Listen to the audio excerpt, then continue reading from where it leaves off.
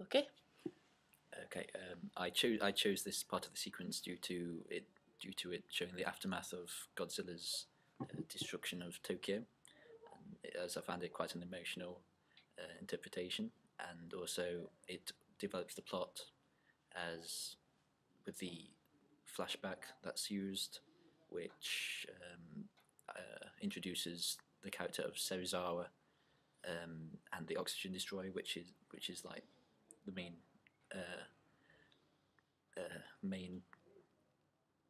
reason why Godzilla is destroyed.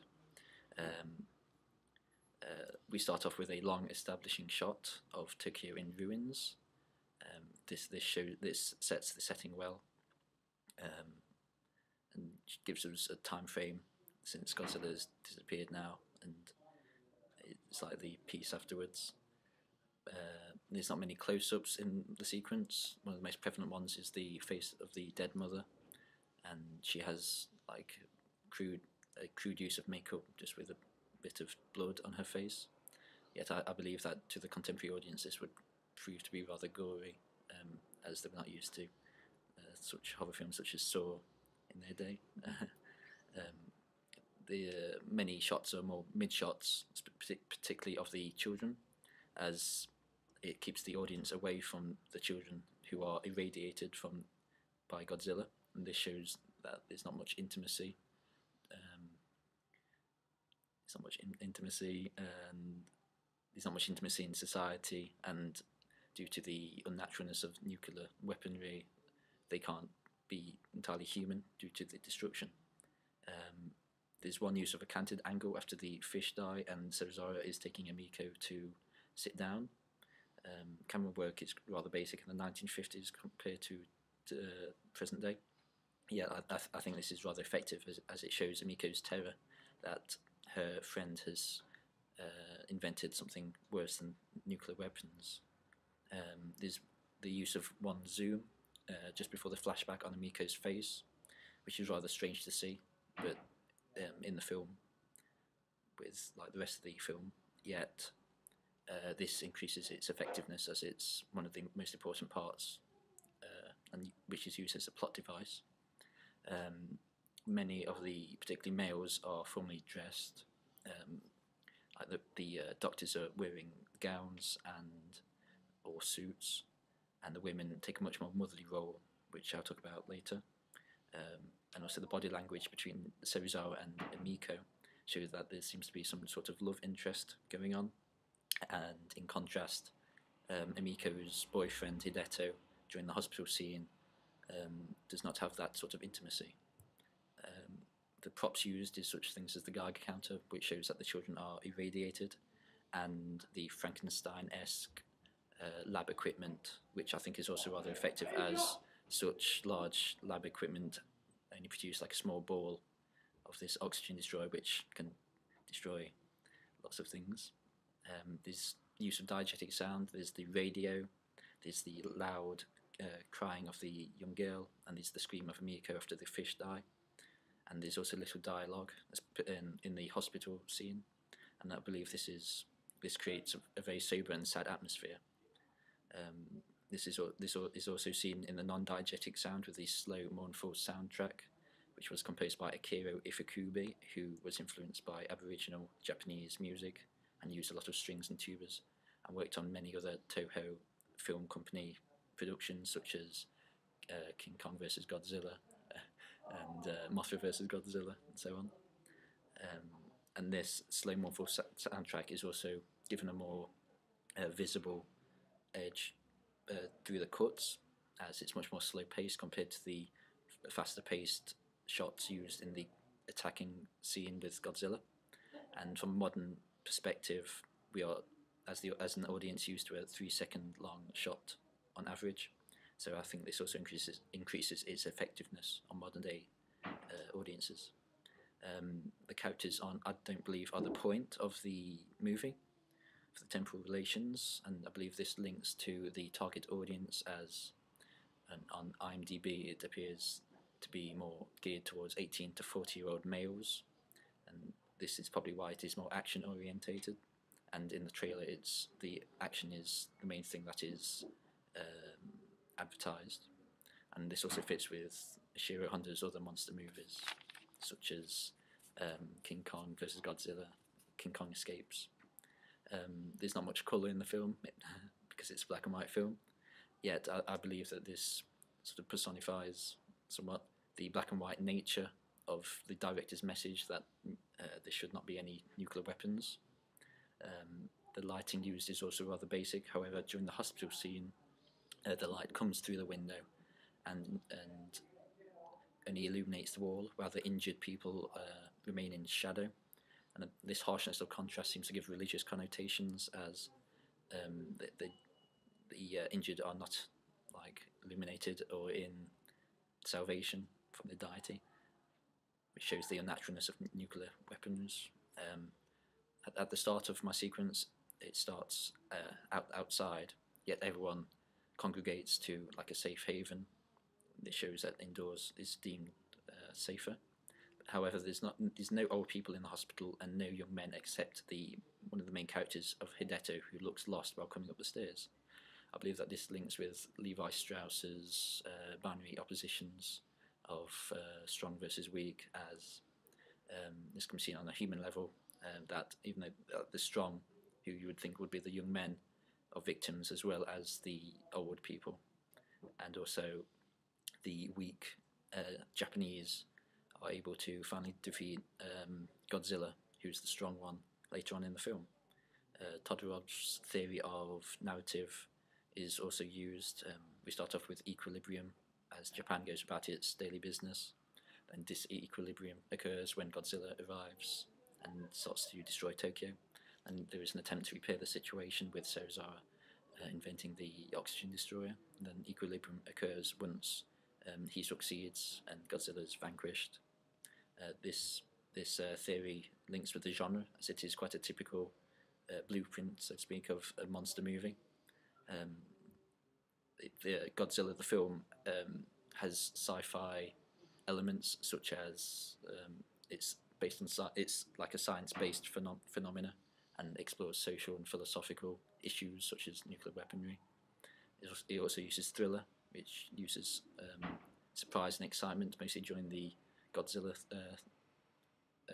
sequences, and also horror, as it deals with basically the audience's nightmares. And Hiroshima and Nagasaki was still prevalent, was still very on in the imaginations and horrors of the Japanese. The narrative is linear throughout the film, apart from with this flashback, which reflects just how important this scene is to the development of the plot, and also the audience has an omniscient viewpoint of the entire movie. Historically, in 1950s, Japan was still haunted by Nagasaki and Hiroshima, and many of its young men were still had died in World War II, and there was a shortage of young men, which I believe is reflected in the hospital scene. The director is Ishiro Honda, who had mainly made monster films such as King Kong vs. Godzilla, Mothra vs. Godzilla, and King Kong Escapes. Yet Godzilla was the first one he did, which had a budget of approximately $1 million US.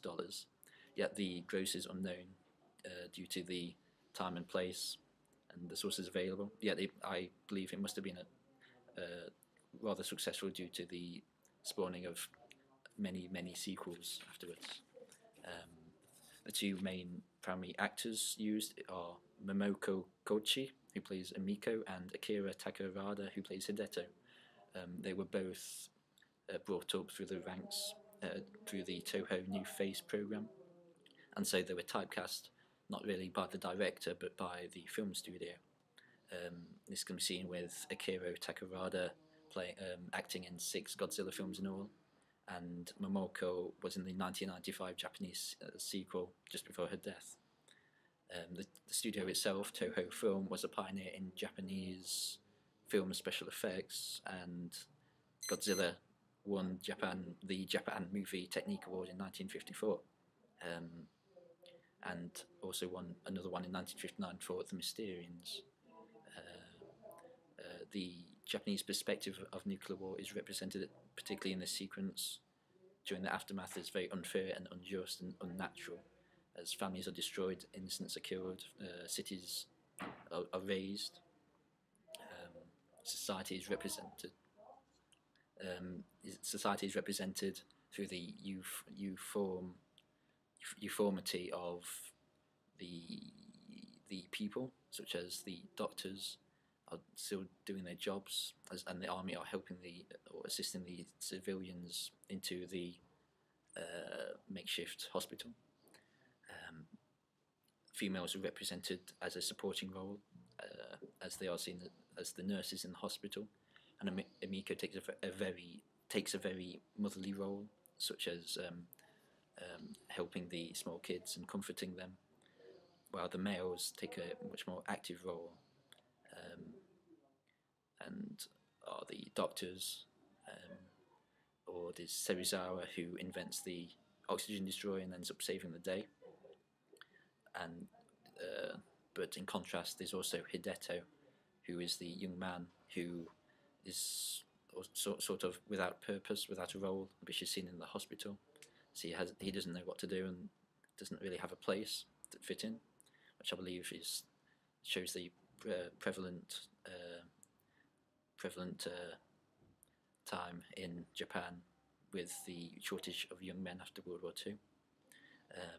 Age is represented as there are no old survivors, yet I believe that this shows that the youth usually survive but are without wise direction afterwards. So there's always the chance of historically the events happening again.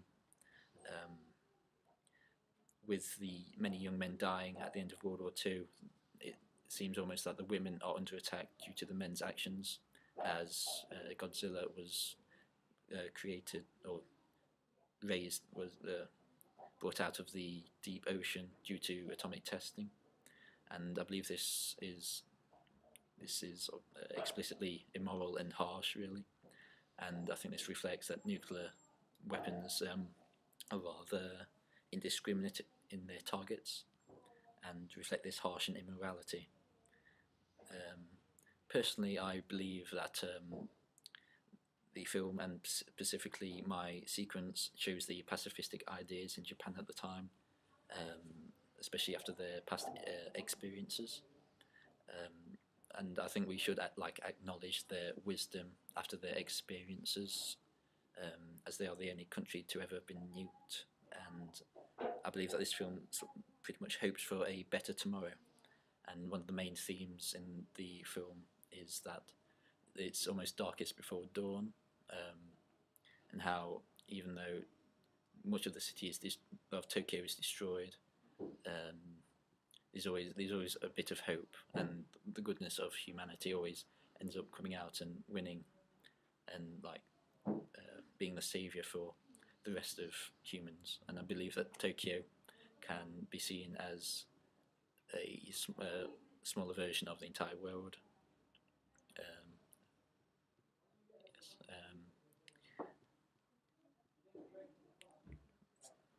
Got another minute or so.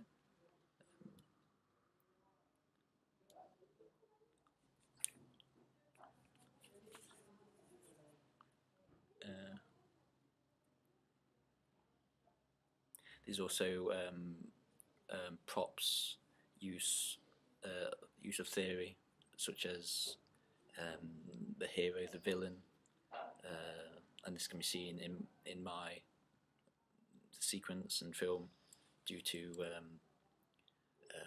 Serizawa being more the hero, as he ends up sacrificing himself for the destruction of Godzilla.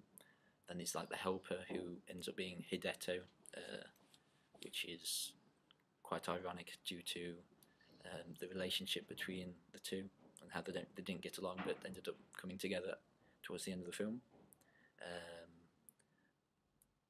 And then there's the elder citizen, who is Miko's father, who would like to study Godzilla. This is not really the moral thing to do, because it's destroyed many people and cities.